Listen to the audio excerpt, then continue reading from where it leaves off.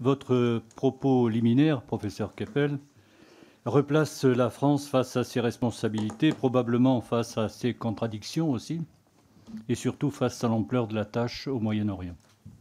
Dans le contexte actuel, il me semble essentiel de rappeler les positions historiques et constantes des socialistes, la solution à deux États, le droit d'Israël à exister et à se défendre, le respect absolu du droit international.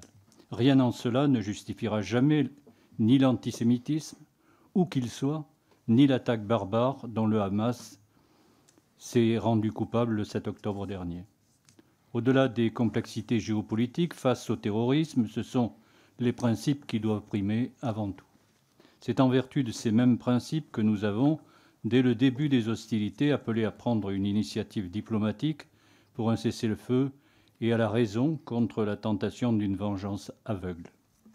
Vous avez analysé avec finesse, professeur Keppel, les mécanismes des rapports de force au Moyen-Orient et leur recomposition depuis le mois d'octobre.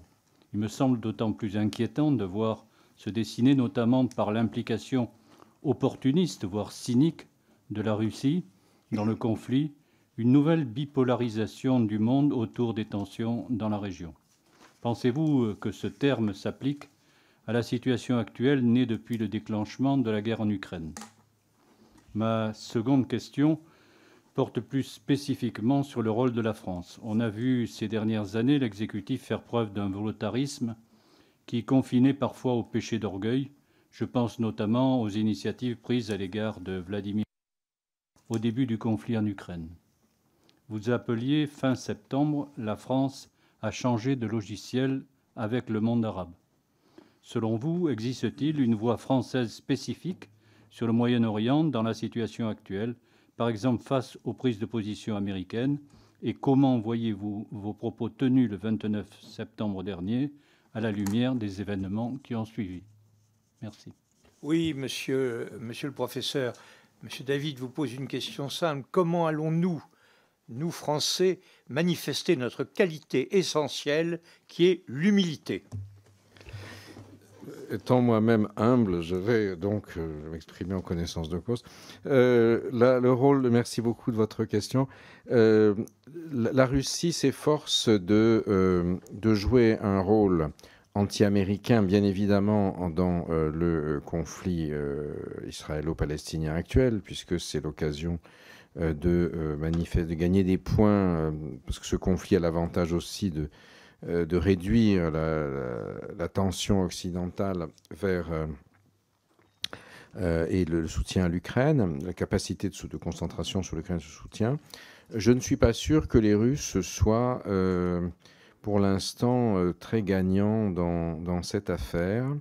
Vous avez vu qu'un avion qui se rendait de Tel Aviv à Moscou a dû faire une esclave technique dans la capitale du Daghestan, où une foule dont je ne pense pas qu'elle ait été manipulée par le KGB s'est précipitée à l'aéroport pour dire où sont les Juifs et les Israéliens, Allahu Akbar, on va leur faire la peau. Et les bagarres qui ont suivi entre cette foule très motivée et des policiers qui avaient l'air d'avoir un peu de mal à leur taper dessus n'indiquent pas un parfait contrôle de la situation musulmane dans le Caucase.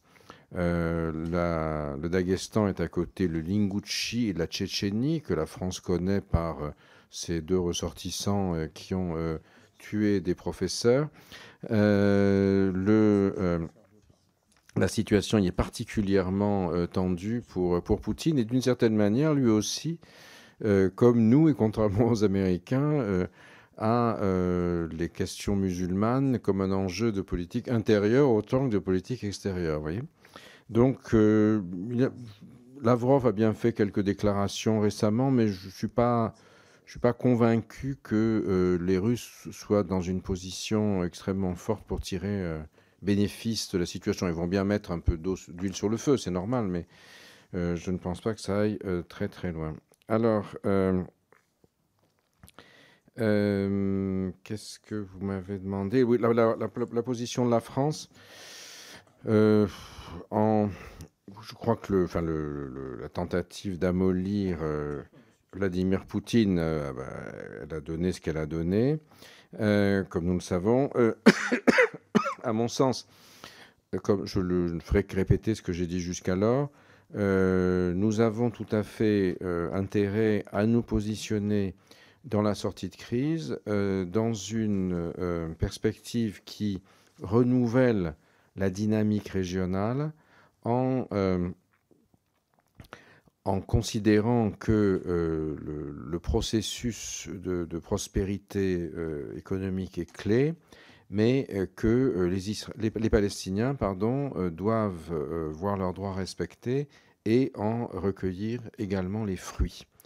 Le détail de tout cela, on s'en occupera plus tard, si vous voulez, c'est pas moins clair, mais il me semble que nous n'avons pas d'autre positionnement aujourd'hui et que nos interlocuteurs, qui ont également intérêt à la même chose, ce sont l'Arabie saoudite et les Émirats principalement, avec le Koweït, Qatar étant plus complexe, mais c'est le quadrilatère qui possède les clés du coffre, si vous voulez, et qui eux-mêmes sont contraints aujourd'hui d'agir parce que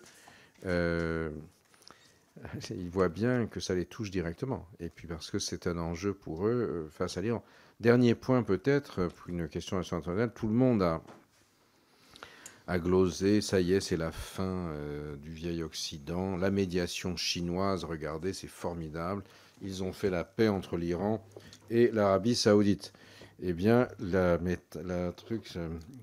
conclusion, c'est n'est pas médiateur qui veut, il ne suffit pas d'exporter du junk dans le monde entier, d'être un empire manufacturier pour que la médiation soit respectée. C'est la conclusion morale de cette... Oui.